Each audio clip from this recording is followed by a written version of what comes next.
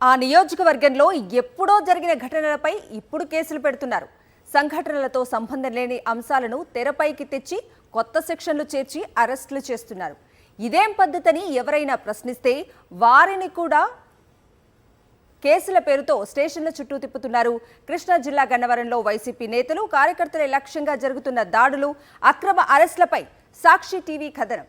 కూటమి ప్రభుత్వం ఏర్పడిన నాటి నుంచి కృష్ణా జిల్లాలో వైసీపీ నేతలే లక్ష్యంగా సైకిల్ పార్టీ నేతలు కుట్ర రాజకీయాలు చేస్తున్నారు. ముఖ్యంగా గన్నవరంలో మాజీ ఎమ్మెల్యే వల్లభనేని వంశీని, ఆయన అనుచరులను ఇబ్బందులు పెట్టాలని తీవ్రంగా ప్రయత్నిస్తున్నారు.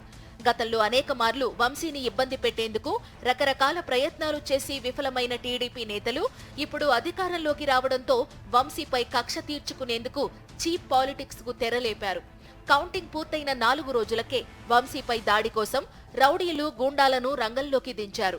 బెజవాడ నడిబొడ్డున ఉన్న వంశీ ఇంటిపై కత్తులు, కర్రలు, రాళ్లతో దాడి చేసి విధ్వంసం సృష్టించారు. వంశీ ఇంటి మీద టీడీపీ గూండాలు చేసిన దాడిని పోలీసులు, కేంద్ర బలగాలు నిలువరించడంతో ఆ కక్ష మనసులో ఉంచుకుని వంశీతో పాటు ఆయన ప్రధాన అనుచరులైన గన్నవరం పార్టీ నేతలు, శ్రేణులను కేసుల్లో ఇరికిస్తున్నారు.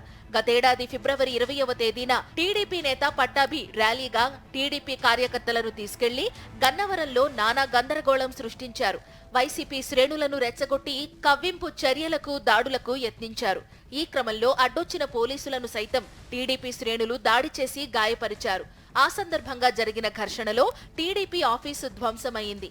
ఈ కేసుకు సంబంధించి పట్టాభితో పాటు 11 మంది టీడీపీ, 44 మంది వైసీపీ కార్యకర్తలపై కేసులు నమోదు చేశారు.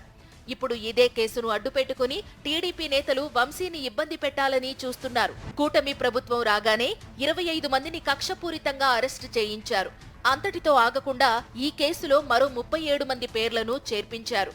గతేడాది గొడవలో మొత్తం నిందితుల సంఖ్య 71కి చేరగా ఈ వ్యవహారానికి వంశీని కారణంగా చూపిస్తూ 71వ నిందితుడిగా ఆయన పేరు చేర్చారు. ఎన్ని కేసులు పెట్టినా వంశీపై కక్ష తీరకపోవడంతో గన్నవరం టీడీపీ పార్టీ కార్యాలయంపై దాడి కేసులో వంశీ పిఏ రాజాతో పాటు మరో 10 మందిని తెల్లవారుజామున అక్రమంగా అరెస్టు చేశారు. అప్పట్నుంచి స్టేషన్లు చుట్టూ తిప్పుతూ ఎక్కడున్నారో తెలియకుండా వారి కుటుంబ సభ్యులను ఆందోళనకు గురిచేస్తున్నారు.